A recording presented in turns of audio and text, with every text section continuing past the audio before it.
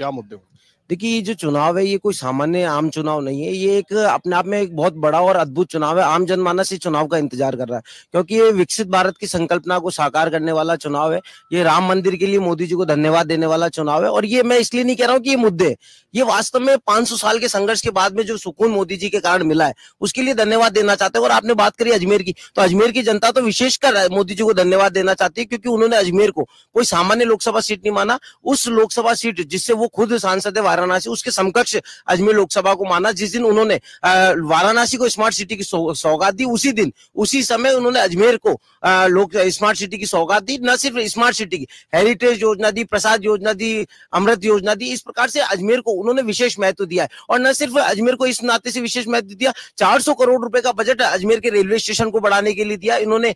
वंदे भारत जैसी महत्वपूर्ण ट्रेन की सौगात अजमेर को दी। और न सिर्फ ये, जो अजमेर लंबे समय से मांगता था कि 2 मेगा हाईवे यहाँ से अटैच हो, उनको जोड़ने का काम किया। ब्यावर के आगे का जो हाईवे जुड़ा है, पुष्कर मेड़ता की रेलवे लाइन की जो लंबे समय से अजमेर मांग कर रहा था, वो सांसद साहब के अथक प्रयासों से आज हम लोगों को मिली। और न सिर्फ इन सब बातों पे, क्योंकि ये बड़ा चुनाव है, ये कोई पार्षद का चुनाव नहीं जो सड़क और नाली पे होगा। निश्चित रूप से इसके अंदर राष्ट्रीय मुद्दे भी महत्वपूर्ण होंगे और विदेशी मुद्दे भी महत्वपूर्ण होंगे। जब हम देखते हैं कि देश के कौन से राष्ट्रीय मुद्दे प्रभावी होने वाले हैं?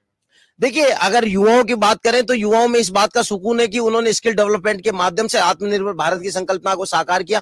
25 करोड़ से ज्यादा लोगों को गरीबी से बाहर निकालने का काम किया। 5 करोड़ से ज्यादा लोगों को पक्के मकान देने का काम किया। इस प्रकार के जो ऐतिहासिक काम है, ना सिर्फ युवा, महिलाओं की बात करें तो आरक्षण की बात हर राजनीतिक पार्टियां करती थी, हर नेता अपने भाषणों में कहा करता था। उन्होंने उस संकल्पना को साकार करके बताया। और आज कहीं भी जाओ, किसी भी थड़ी पर हम बैठते हैं तो लोग ये कहते हैं कि मोदी का कोई भी बयान इस बात की गारंटी कि काम के पूरे होने की गारंटी। वरना नेताओं के बयानों को लोग ये समझा करते थे कि ये एक चुनावी जुमला है जो नेताजी ने कहा। और लेकिन विपक्ष तो सवाल उठाता है ना, किसानों की आय दुगनी नहीं हुई, 2 करोड़ नौकरियां नहीं मिली। ये बड़े अहम सवाल उठाता है विपक्ष बार बार। चीन को जमीन दे दी, नेताओं को जेल में बंद कर दिया, ये सवाल उठाता है आप लोगों को। ये भी तो गारंटी में आ गया क्या?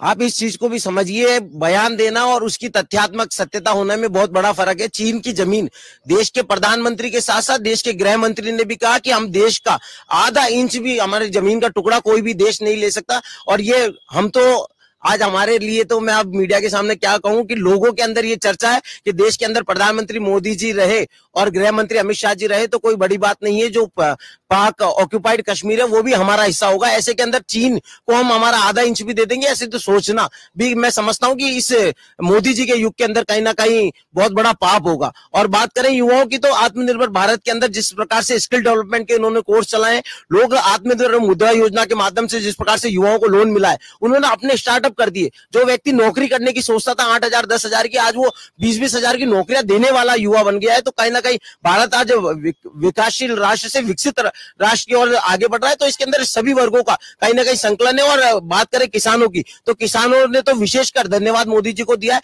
उन्होंने जो मोटे अनाज को महत्व दिया है, मोटा अनाज की आवक, आज विदेश हमारे से मोटा अनाज मांग रहा है, जिस मोटे अनाज की ब्रांडिंग स्वयं देश के प्रधानमंत्री जी ने की। आज अब बड़े, अगर मॉल्स की बात करें, आज हम किसी भी बड़े रेस्टोरेंट के अंदर भोजन करने जाते हैं तो कहीं ना कहीं पहले जब फास्ट फूड को महत्व दिया जाता था, आज बड़े अन्न को महत्व दिया जाता है। लोग वहां फरमाइश करने लग गए कि हमको मक्के के साग खाना है, मक्के की रोटी खानी है। तो कहीं ना कहीं विदेशी स्तर पर जो हमारे अनाज को महत्व देने का काम देश के प्रधानमंत्री जी ने किया, किसानों की आय निश्चित रूप से दुगनी की ओर अग्रसर हो रही है और भारत विकसित राष्ट्र की ओर 2047। चलिए, आपको लगता है कि